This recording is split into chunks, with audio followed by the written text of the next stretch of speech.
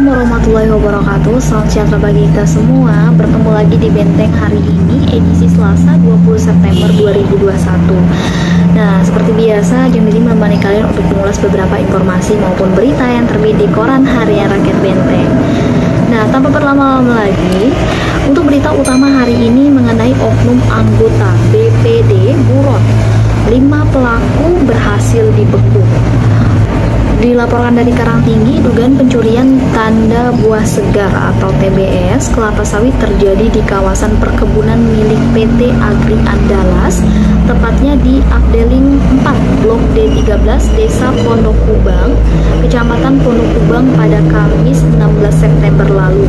Nah, atas kejadian ini, Polres Bengkulu Tengah berhasil membekuk 5 dari 6 pelaku pencurian, yakni CA 28 tahun, DO 22 tahun, DI 20 tahun, ER 30 tahun, dan ME 24 tahun.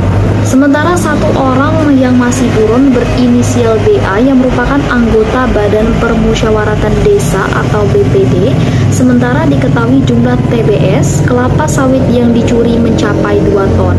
Data berhasil dihimpun ke-6 pelaku diduga melakukan pencurian pada Kamis 16 September, tepatnya pukul 11:40 waktu Indonesia Barat. Nah, petugas yang berpatroli menyadari jika terdapat TBS kelapa sawit yang hilang. Kemudian petugas melaporkan ke rekan lainnya. Nah, seketika dilakukan penyisiran dan akhirnya berhasil menangkap satu orang pelaku ME.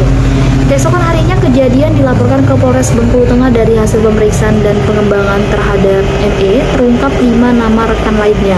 Polisi juga membekuk 4 orang lainnya kecuali BA yang berhasil kabur ketika didatangi ke rumahnya.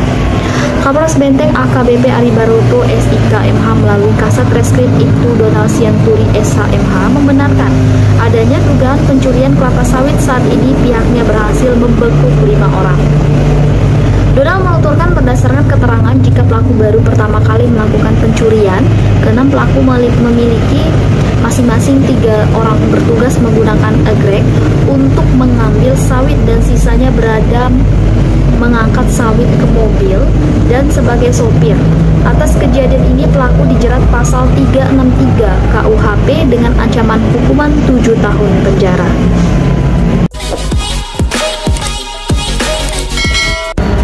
Selanjutnya ada 127 kepala keluarga bakal direlokasi.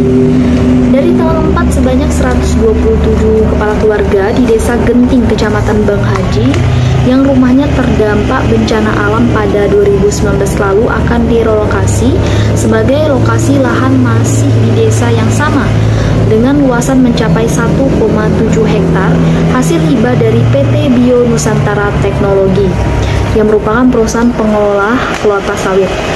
Manajer Kebun 2 PT BNT Kalik Nurdin membenarkan jika berdasarkan kesepakatan manajemen, perusahaan mengeluarkan dana Corporate Social Responsibility atau CSR untuk pembelian lahan yang kemudian dihibahkan untuk warga desa. Sementara Kades Genting Nasrun mengatakan hibah tersebut tidak lepas dari usulan masyarakat yang intens berkoordinasi dengan perusahaan. Terpisah Kepala Dinas Perumahan Rakyat Kawasan Pemukiman dan Pertanahan Bengkulu Tengah, Dr. Andes Hendri Donald SHMH mengatakan pihaknya yang menyambut baik atas hibah lahan yang diberikan. Lahan tersebut akan menjadi salah satu syarat dalam usulan ke Kementerian Pekerjaan Umum dan Perumahan Rakyat. Tentunya pemerintah Kabupaten Bengkulu Tengah menyambut baik dan terima kasih sudah menghibahkan tanah kepada masyarakat desa. Tanah ini nanti dipergunakan sebagai syarat untuk proposal kita usulan ke Kementerian PUPR. Mudah-mudahan tahun depan terrealisasi dalam program pembangunan dengan anggaran 50 juta rupiah untuk masing-masing warga. Pungkas Henry. Masih dari halaman utama, Disnaker Trans gelar pelatihan di 8 desa. Dinas Tenaga Kerja dan Transmigrasi Kabupaten Bengkulu Tengah tahun ini menggelar pelatihan tenaga kerja dalam memanfaatkan dana izin memperkerjakan tenaga kerja asing atau IMTA. Terdapat 8 desa yang menjadi sasaran pelatihan, diantaranya Desa Pekik Nyari, Harapan Pondok Kubang, Jayakarta, Lagan, Pulau Panggung, Tabalagan, dan Desa Jumat. PLT Kepala Disnaker Trans Benteng, Dr. Randa Hajah Martini, mengatakan program pelatihan tenaga kerja dengan mengundang 40 orang warga sebagai peserta untuk setiap desa. Sementara itu, pelatihan tenaga kerja di Desa Lagan, Kecamatan Semidang, Lagan berlangsung kemarin yang dibuka langsung oleh Sekretaris Disnaker Trans, Syaparudin, SPD, didampingi Kabid Tenaga Kerja Gala Putra Wijaya, STMM. Pada pelatihan kemarin, peserta diajarkan terkait dengan tata cara pembuatan kue. Kedepannya diharapkan dengan pelatihan ini dapat memicu masyarakat untuk berwirausaha yang dampaknya dalam peningkatan perekonomian.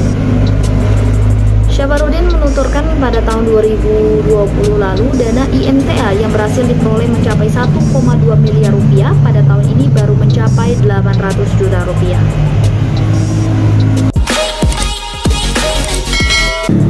Dari halaman utama kita ke halaman liputan 11. Bengkulu Tengah terima penghargaan APE atau Anugerah Parahita Ekat Raya tahun 2020 Event AMMW atau ASEAN Ministerial Meeting on Women.